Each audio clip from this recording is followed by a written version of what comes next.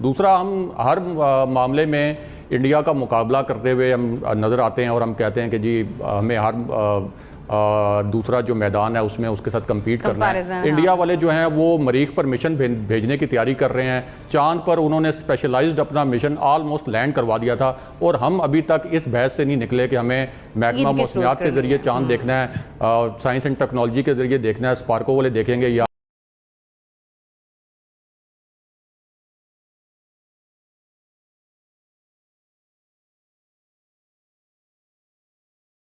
मुफ्ती साहब ने तो महकमा मौसमियात को भी खबरदार किया कि वो चांद की रोयत का ऐलान ना करें। देखें ज़रियाब, इस मुल्क में वो तबके जिन्होंने मज़हब के नाम पर लोगों पर अपना असर व रसूख बनाया है, वो हमेशा ना सिर्फ तमाम हुकूमतों को, सिर्फ इस हुकूमत को नहीं पिछली हुकूमतों को भी, बल्कि पूरी रियासत को ब्लैकमेल करते आए हैं। और रियासत जो है वो इन ब्लैकमेलर्स के सामने जो है वो झुकती हमें हमेशा नज़र आई है। अच्छा, एक तो आपको हुकूमतें तो झुकती नज़र आती हैं, लेकिन हमने देखा है कि हमारे जो रियासती इदारे हैं वो भी इनके सामने जो है वो सरे तस्लीम खम कर देते हैं। और फिर हमें नज़र आता है, जैसे हमारे बाकी दीगर शुरका ने कहा, कि हमें एक तफरका नज़र आता है।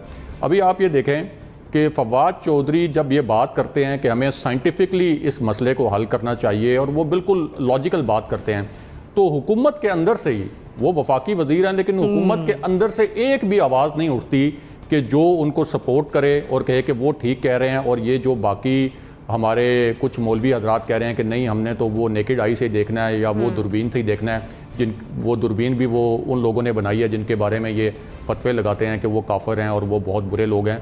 तो फवाद चौधरी अपने वज़ीर के साथ भी हुकूमती कोई नुमाइंदा खड़े होने के लिए तैयार नहीं है। और ये सिर्फ इस हुकूमत का अलमिया नहीं है, तमाम हुकूमतों का अलमिया रहा है। फिर ये हमारे जैसे काबिल एहतराम मुफ्ती पोपल रई साहब, अगर इन किस्म के उलमा जो हैं वो सऊदी अरब में हों, तो सऊदी अरब में जैसे एक हुकूमती ऐलान हो जाता है, तो क्या वहाँ हमारे यही काबिल एहतराम उलमा जो हैं वो इतनी कोई जुर्रत कर सकते हैं कि वहाँ ये कहें कि नहीं, हम तो हुकूमती ऐलान नहीं मानते और हम जो है वो अपनी एक नेकेड आई से देखेंगे चांद और उसके बाद ही हम जो है वो फैसला करेंगे। दूसरा, हम हर मामले में इंडिया का मुकाबला करते हुए हम नज़र आते हैं और हम कहते हैं कि जी हमें हर दूसरा जो मैदान है उसमें उसके साथ कम्पीट करना है। इंडिया वाले जो हैं वो मरीख पर मिशन भेजने की तैयारी कर रहे हैं। चांद पर उन्होंने स्पेशलाइज्ड अपना मिशन ऑलमोस्ट लैंड करवा दिया था और हम अभी तक इस बहस से नहीं निकले कि हमें महकमा मौसमियात के ज़रिए चांद देखना है, साइंस एंड टेक्नोलॉजी के ज़रिए देखना है, स्पार्को वाले देखेंगे या पाकिस्तान में ईद उल फितर के हवाले से 3 जो तारीखें हैं वो सामने आ रही हैं। 24 मई के हवाले से कहा जा रहा है कि 24 मई को ईद हो सकती है, जिसके बारे में चौधरी फवाद साहब बात कर रहे हैं। इसके अलावा हमने ये भी देखा है कि जो महकमा मौसमियात है उसका बताना है कि रमज़ान मुबारक के 30 रोज़े मुकम्मल होंगे और आवाम जो है वो 25 मई को ईद मना सकते हैं, जबकि मुफ्ती पोपल रई साहब के जो फॉलोअर्स हैं उनके बारे में भी कहा जा सकता है कि वो 24 को ईद करेंगे। तो ऐसे में ईद उल फितर का मामला आप सबके सामने है, क्या इस बार पूरी कौम एक दिन बना सकेगी? ये एक सवालिया निशान है। नासिर चौथाई साहब, स्टार्टिंग विद यू, रमजान मुबारक का चांद पहला रोजा कब होगा, उससे लेकर आज अब बात यहाँ पर आ गई है कि ईद हम सब एक दिन मना सकेंगे या नहीं मना सकेंगे। 3 तारीखें बताइए कि पूरी कौम एक दिन ईद मना सकेगी? अच्छा, मेरा ख्याल था कि कोरोना मून या शुगर मून के बारे में बात हो रही हुई, लेकिन ये तो आप ईद के चांद की बात कर रहे हैं। तो ये हमारे होते रहते तमाशे, ये होने दें, इसको होने दें। आप 2 पार्टियों की बात कर रही हैं, अब 3 पार्टियाँ हो गई हैं। अब तो फवाद चौधरी साहब भी आ गए। फवाद चौधरी और मुनीबुर रहमान और पोपल रई और हमारे दोस्त मजिद कासिम जो 2017 में फोर्स लीव पे पाकिस्तान से बाहर भेज दिए गए थे ताकि चांद इकट्ठा हो जाए। वो चांद इकट्ठा हो गया था। उसके बाद तो क्या तरीक़ा रह गया कि बहुत तब सब लोगों को जिला वतन कर दिया जाए, इकट्ठा बिठा दिया जाए। मुझे नहीं लगता कि एक बार फिर हम इकट्ठी ईद बना पाएंगे। शायद 2-3 मौके याद होंगे हमें। अच्छा, ये पाकिस्तान में नहीं है, अमेरिका में भी है। सब रज़ा रूमी बताएंगे आपको, वहाँ भी 3-4 ईदें होती हैं वहाँ पे शायद। तो और यूरोप में भी है, ये वहाँ भी कई ईदें होती हैं।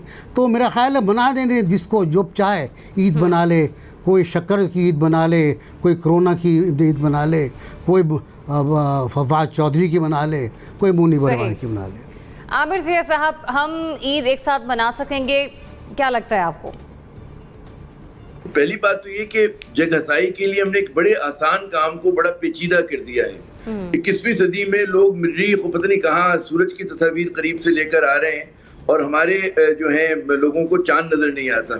तो ये बड़ा मेरे ख्याल में मज़ाक़ खेज़ सी बात है। आज के दौर में रुयत हिलाल कमेटी की तो ज़रूरत ही नहीं है।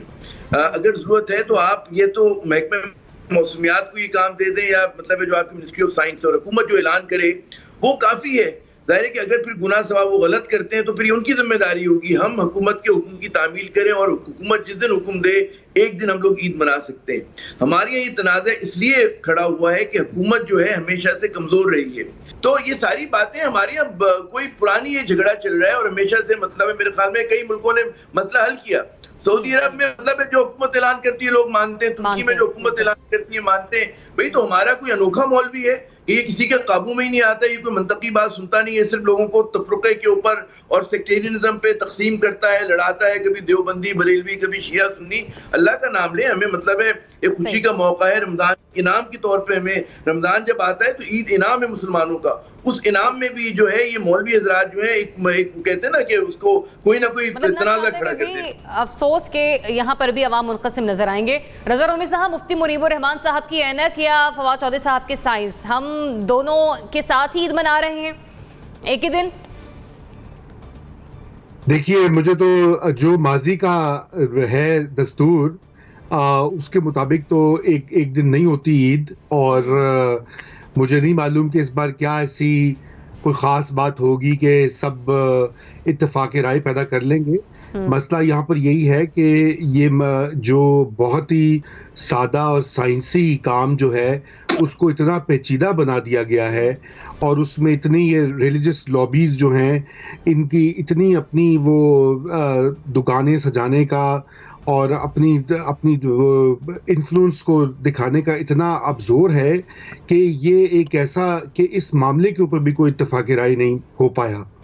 कोई ज़बानी शहादत दे देता है तो कोई दूरबीनें लगा कर, भाई आजकल सब कुछ साइंस के जरिए मुमकिन है, आपको एग्जैक्टली पता लग जाता है चांद ने कब उभरना है, कब डूबना है और किस खित्ते में।